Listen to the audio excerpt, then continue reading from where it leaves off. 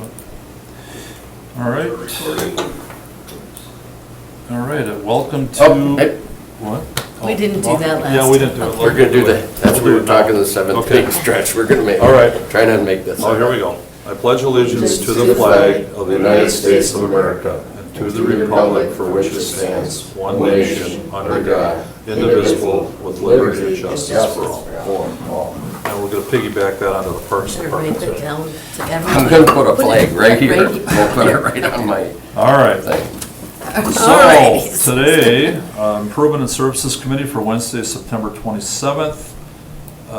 We will take a roll call. Alder Eck, Here, Alder Campbell, Here. Alder Wery is excused, and Alder Stoyer is here. Is he Like excused? A motion for the approval of the agenda motion to approve? Second. by Eck, seconded by Campbell. All in favor, please say aye. Aye. Aye. All opposed, that passes. Approval of the minutes, likewise, Make a motion to approve minutes. by Second. Campbell and seconded by Eck. All in favor, please say aye. Aye. Aye. Aye, all opposed, that passes unanimously. Regular business, number one, consideration with possible action on request by Carnivore Meats to install streetlights on Vital Place and Grandview Road. Director. We have included a graphic in your packet showing the intersection of Grandview Road and Finger Road. East of Grandview, Finger has now been renamed Vital Place. To the northeast, right on the corner, there's a city property that is Green Bay Water Utilities booster station. And then behind that to the northeast is where Carnivore is currently building their facility. Carnivore has reached out to the city and requested that for their employees who will be working there at night, that we install streetlights on both Grandview Road and on Vital Place. What we've shown you on the graphic, the yellow dots indicate where existing utility poles are that we could install light fixtures on those utility poles. This is a little bit odd. We're in a rural area and not within an established business park. So typically in rural areas, we only light at the intersections. But under a special request like this, we can consider it. I would not recommend installing separate poles or anything. These existing utility poles are 20 feet off of the road, so we're gonna have to order 15-foot arms for the lights to get them close.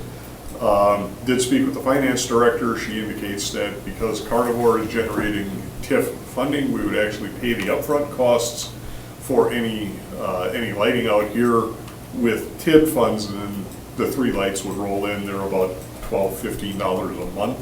That would roll into our regular streetlight electricity fund, which is about $1.8 million a year.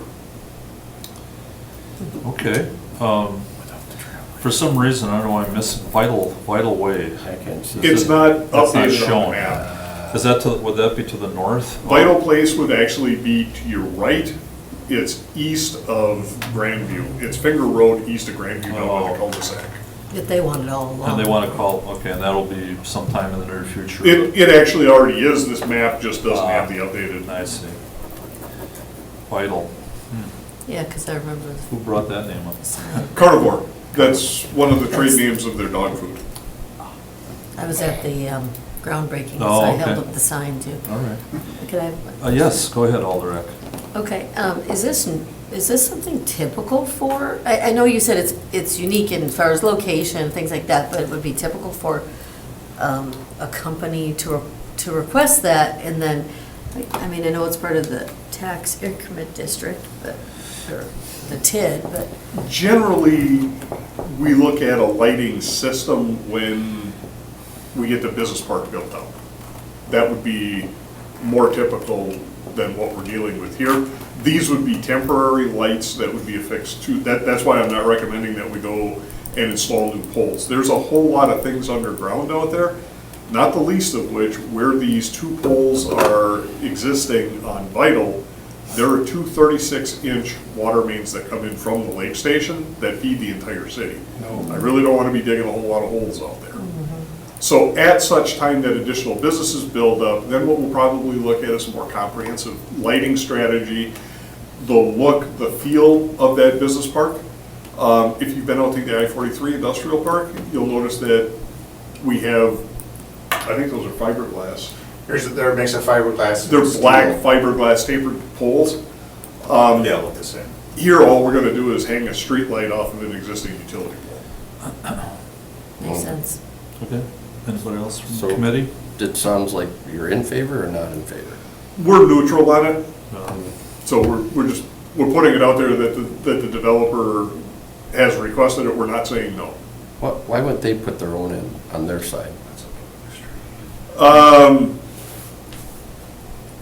It would be quite an expense for them to have to run power all the way out there. That's quite a long haul. And they wouldn't have the ability to get anything out on Grandview. No, I wasn't, I was. Oh, you were, My hair okay. back. It's So I kind of like can't- it's like an auction, I just bought can't- something. I can't do that, I wish I could. So, Yeah, I'm kind of ambivalent on this as well, so I don't know. How do you folks feel? it's hard to look at it, there ain't much to look at here. I know we're, You know, we always look at the cost to the city eventually, and, Yeah. you know, that, we're looking at the black and white of things a lot of times. And I just don't know if something like this will cause some issue in the future. I mean, this area will be developed, over time. You know, it sounds like they need it for their operations. I mean, the downside to them is that it would be difficult to do some of the work that they were doing, and it could be a safety issue. You don't want to see that either. It is a business in Green Bay, there's TID there as well. So, I don't know. I feel that moving forward that it'll be a positive. So, all the right. I think the key word when benefit, so it will benefit keywords, but the word benefit, but employees accessing the driveway entries to the facility. So Yeah. I look at it as it's benefiting the business. And we're all about retaining business, right? So, I guess if you categorize us there, yes, but they put this building up in a year. Money couldn't have been an issue. I don't know, yeah. So, was there any problem of them hooking up to sewer or anything like that? No. Okay. So obviously, they did their homework that way. Well, committee, what's your pleasure? This is all industrial out there? Yeah. Right now, with the exception of where Carnivore is, it's actually all farmland right now. Well, that's what So I'm right saying. here, it's not, it's farther down where the Correct. Yeah. industrial park To is. the west. How many poles? Three? Three? Two? 3. Yeah, we've got the funding to put it in, and it'll add about $500 a year to our electricity bill, but that electricity bill is currently about 1.8 million. Okay. So it's just a little bit more. Yeah, it's, But like I We're said, not ever gonna see as it. that area gets developed, well, and as the area gets developed, then what you'll have is a fully formed TID out there, and that TID will be able to, like it did in the I-43 industrial park, that's how the lighting system went in out there. sure. So we'll come up with a more comprehensive plan, this is just kind of a one-off. One-off, right. So it's 3, but I'm trying to, so I'm looking at the little circle, so 1, 2, 3. There's one on Grandview. 3. the big white ones. Okay, I was looking at I know, the I was red looking at with the little white. bitty that- ones too. Okay. Deal. So, I'm leaning on you, committee. What do you think? What are you thinking? Forgive me, did we say what the cost was for the, I'm trying to look back and forth on this here. We did not because we haven't received an anticipated cost. Okay. Generally speaking, the light fixture itself, Wisconsin Public Service, if you put a light fixture on the WPS pole, that's included in their cost. We really only have to pay the electricity charge per Okay. month. Because we're gonna have to put an extended arm, that street light itself comes with a 3-foot arm on it, standard. As you make the arm longer, there's an increase in cost to do that. And we're gonna need about a 15-foot arm to get the light far enough out so that it's not lighting the ditch, it's actually lighting the street. That cost, that incremental cost will come out of the tax increment financing district. You don't have any of them laying around? No, we don't keep things like that. That's not something we would normally stock. Those are typically very nominal fees. It's a A couple galvanized $100. post, yeah, if that, each. Do we have these in many other areas, that type of light, generally? Not really. A lot of times what we'll wind up doing is, if there's a need for it, sometimes we'll use supplemental poles and put the pole, just put a second pole in closer to the road. But here, where we would normally put the pole, we'll put it right through the top of one of those 36-inch water mains, which would be a very bad thing. So the street was actually placed far enough away to protect that work and that easement to No, it runs in work the, on that waterway? those 36s run in the ditch line of Finger Yeah. Road for quite a distance. Yeah. That was by design. That's the only spot where they would be, where you Right. could put them. Committee? Okay. What do you think? I make a motion to approve. Second. Okay, motion by X, seconded by Campbell. Any other discussion? All in favor, please say aye. Aye. By the way, these go to, any recommendations by the INS committee goes to city council on Tuesday, October 3rd, next week, Of 2023. 2023. Yes. Okay. Right. Done? All right. No, it's just add that in there. All right, number 2, consideration with possible action on request by the Green Bay Parking Division to establish a citation payment agreement program for installment payments on its outstanding parking citation fees. Directors? Yep, I will take and defer this to. I was looking at you, Chris. The Parking Division's been thinking about this for far too long. It's a very simple program. I'll give you a little background. If someone has multiple parking citations, or even just one parking citation, and it's past 30 days due, statutorily, we report that to the state. And then statutorily, the state DMV can and does suspend registration on the associated vehicle. Okay, every person has a different circumstance for paying or not paying parking citations. And we hear, I've been here a long time, we've heard a lot of hard luck stories, and they're legit.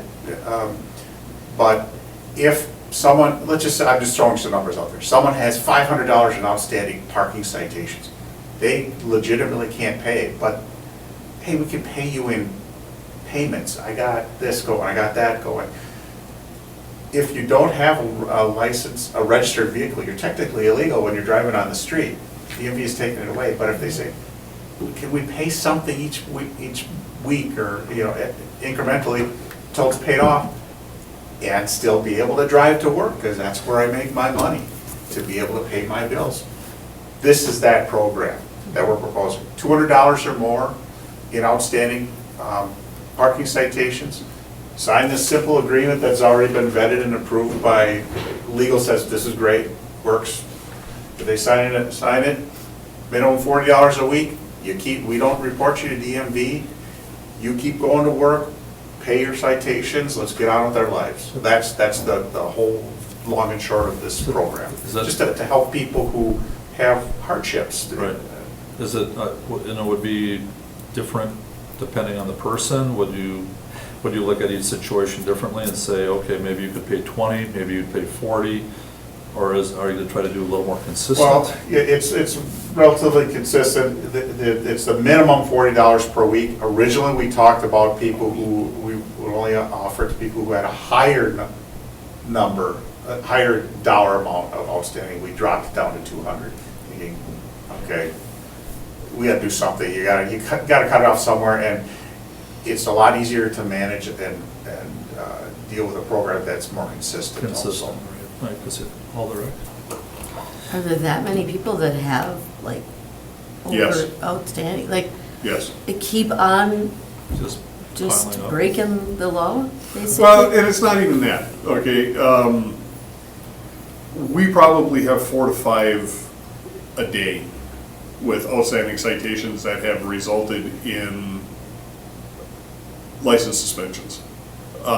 So, citation comes out, you have 10 days. But I don't know the number, so we're gonna make them up. You have 10 days to pay the citation. You fail to pay it in 10 days, you get a letter with a late notice. Now that citation just had $7 or whatever it is added to it. So a $25 ticket just went to 32. You have an additional 15 days to pay. If you fail to pay by the second 15 days, you get a second letter saying $21 has been added to it. And you have 10 days to fully settle your bill, or we will suspend your registration through the DMV. I just had a lady in on Monday who got the original citation in July, and she came in at 4:29. We close our office at 4:30. She came in at 4:29 on Monday afternoon, trying to get us to rescind the citation because she had had her license suspended. 2 notices gone to the house, she claimed she hadn't seen them. That's typical of what we hear. So there are a lot of them out there that go beyond the time, and a lot of them that wind up with license suspensions. Usually suspending the license gets somebody's, and it's suspending the registration, the tags on the car. We can't take their driver's license away. But suspending the registration usually gets somebody's attention. A lot of folks come in and square up when that happens, but if you either have multiple citations or your citation happened to be parking in a handicap spot, that's a $300 citation. 305, yeah. We do understand that if you wind up with a $200 citation or $200 in citations, there may be justifiable reasons that happened. And we understand. People are strapped.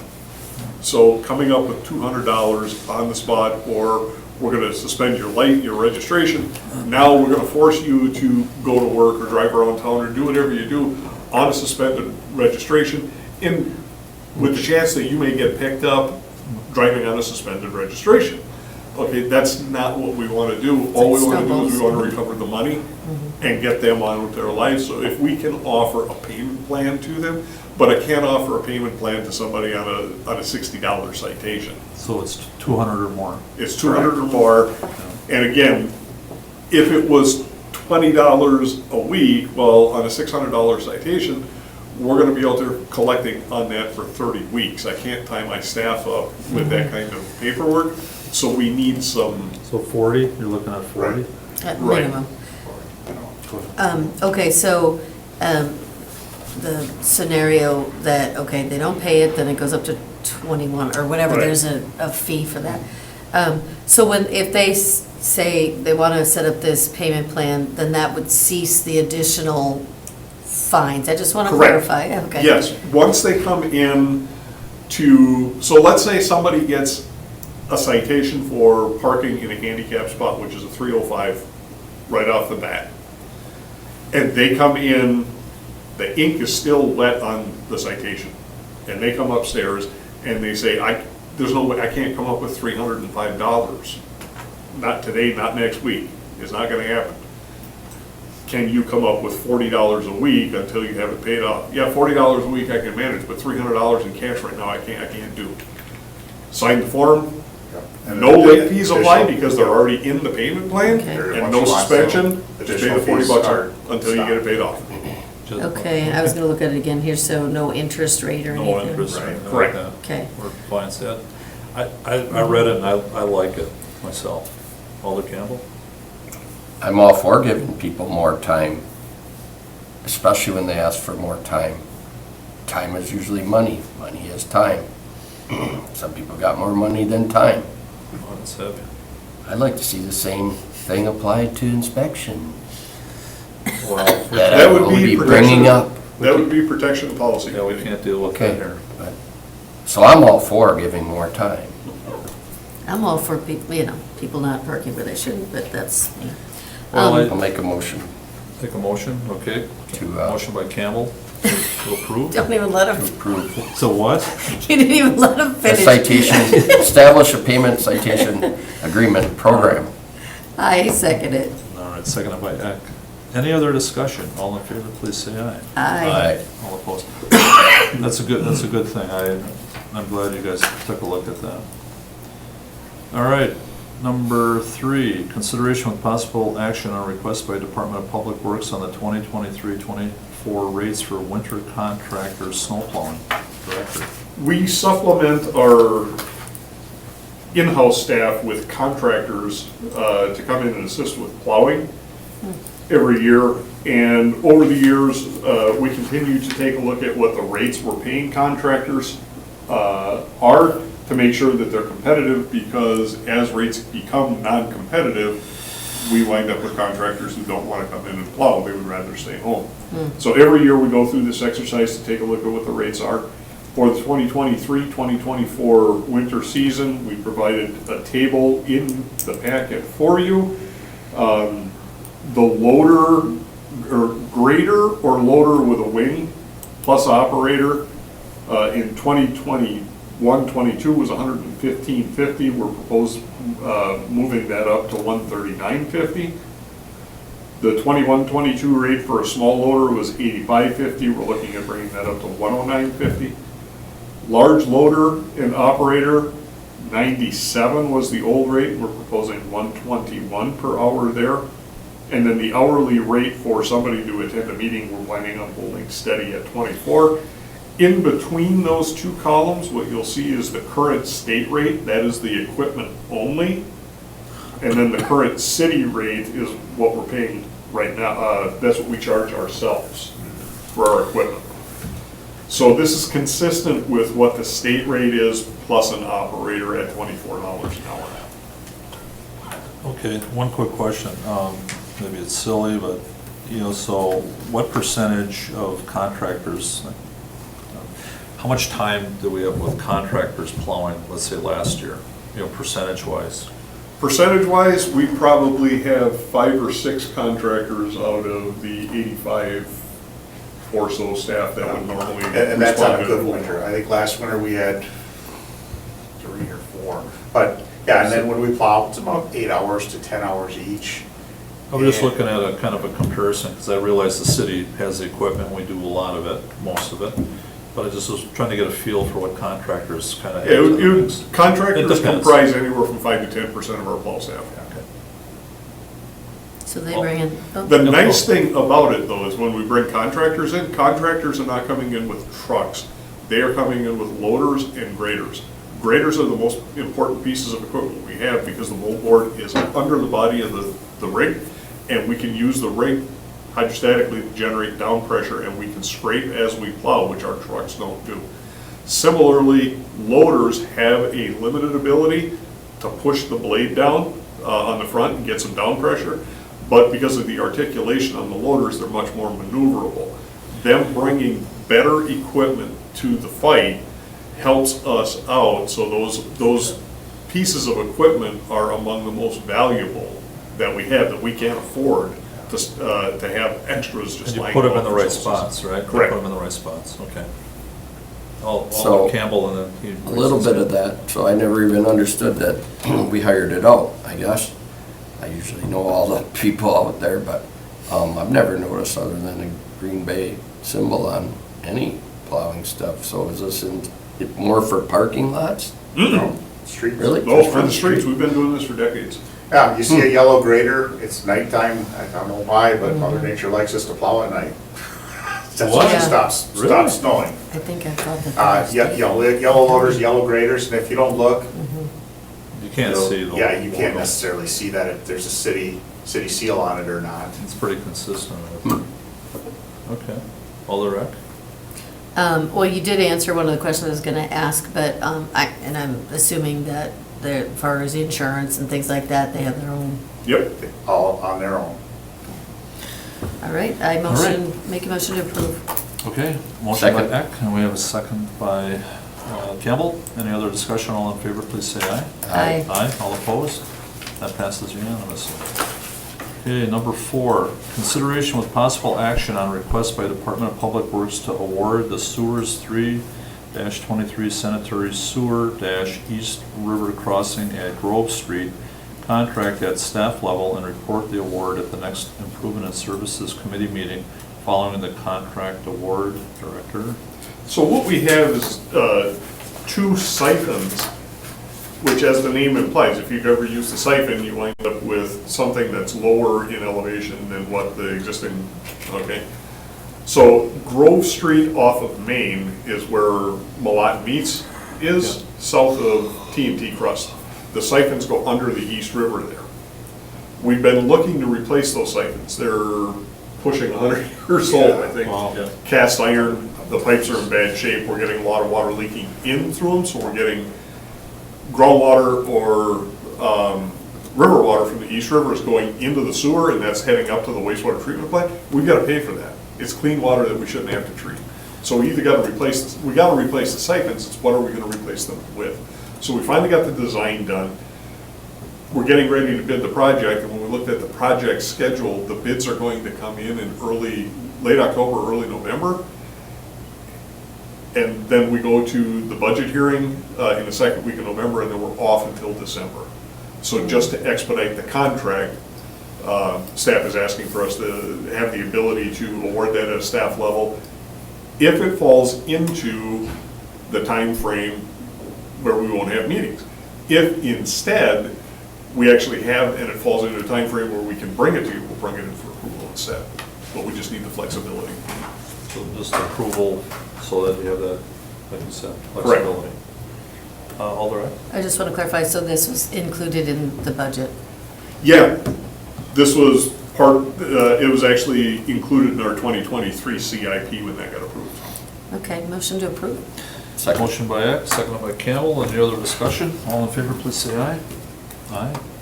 All Aye. opposed? Oh, He I'm said like, aye. huh? I'm on to the next one, right, sorry. Yeah, really. Trying to really zero in. All right, all in Okay. favor say aye, and that passes unanimously.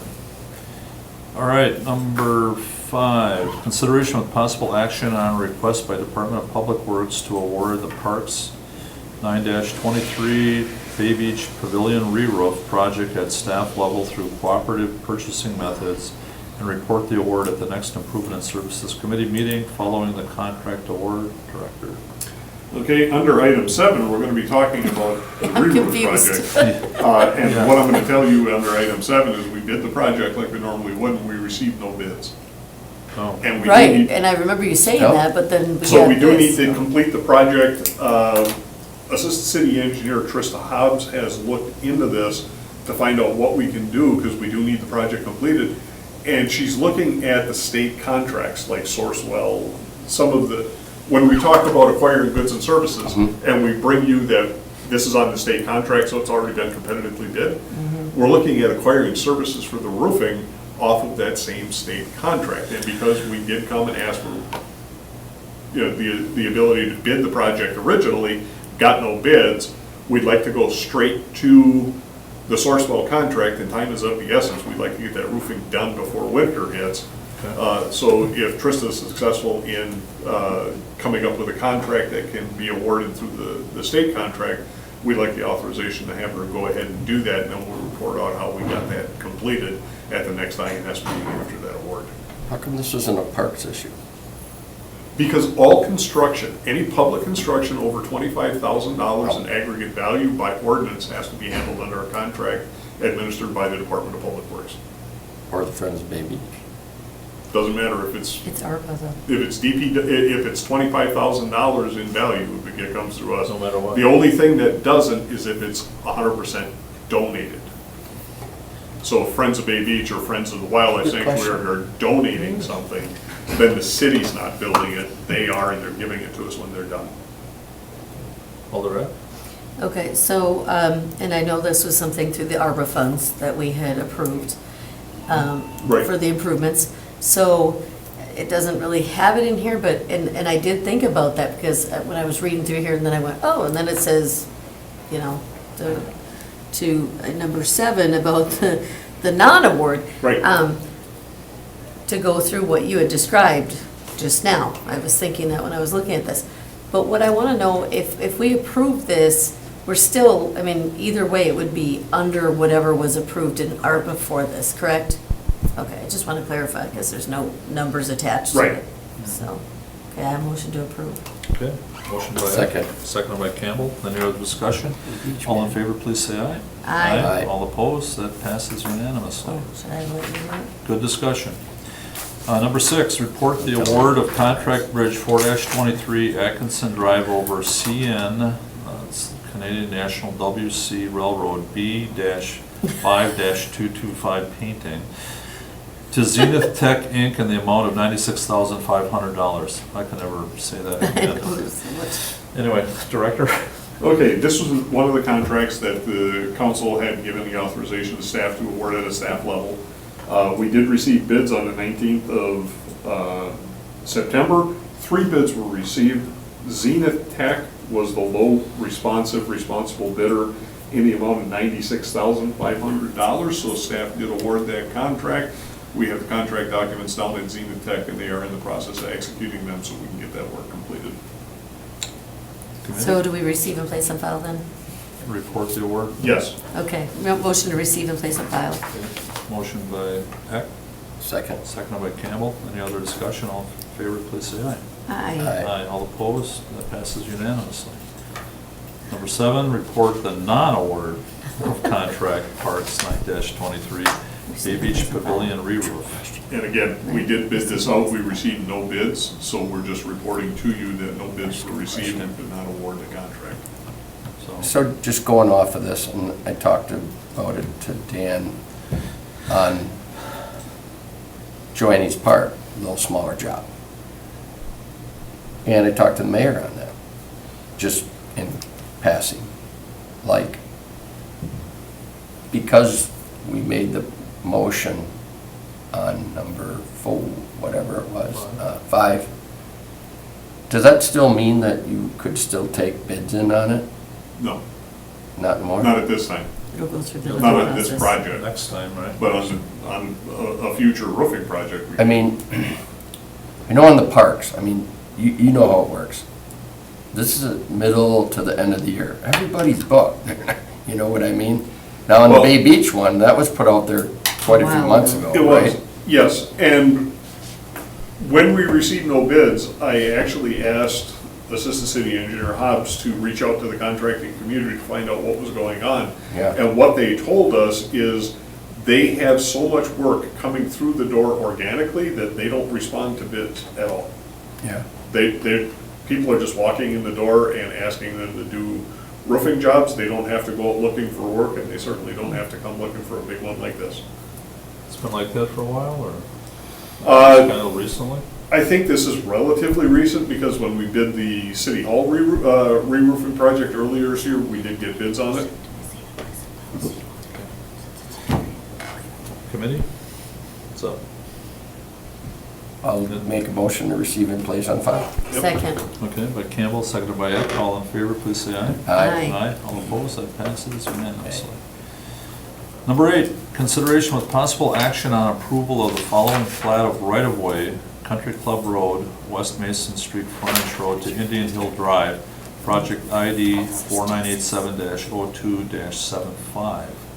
Director. Okay, we've included in the packet a copy of the draft transportation project plat for the Country Club Road project, and what this does is it identifies all land interest acquisitions that the city needs. So that could be anything from temporary limited easements to small acquisitions of property in fee.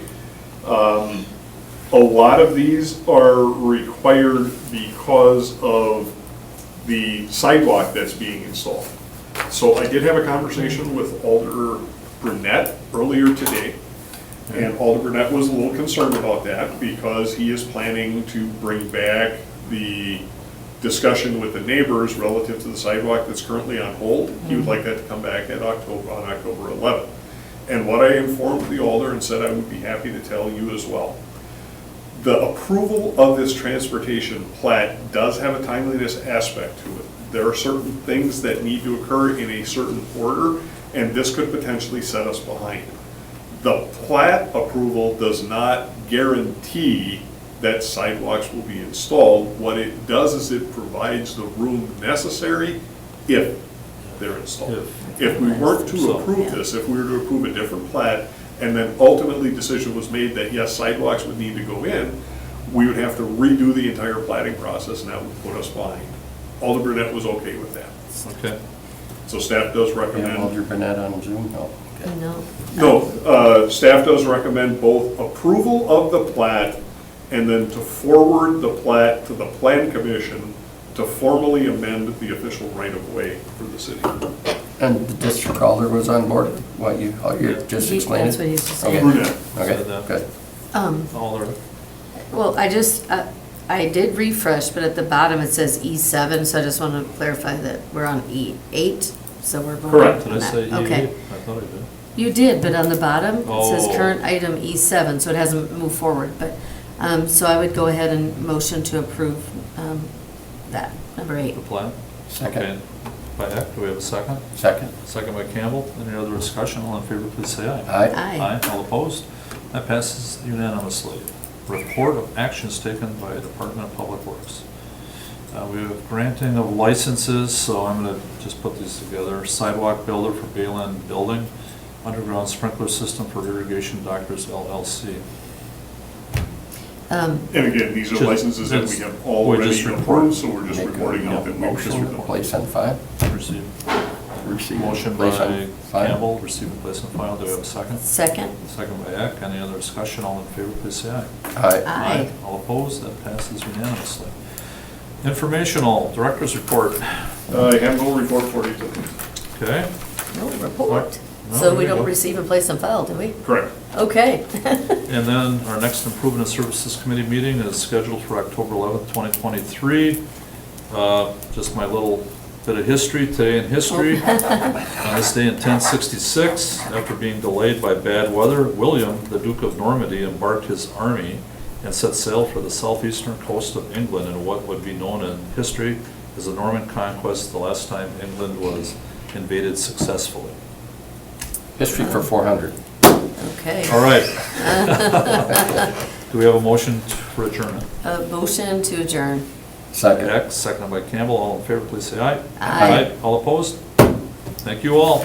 Motion to accept the history lesson. No, Yeah. you don't have to do it. Some people hated history. Yeah, I that was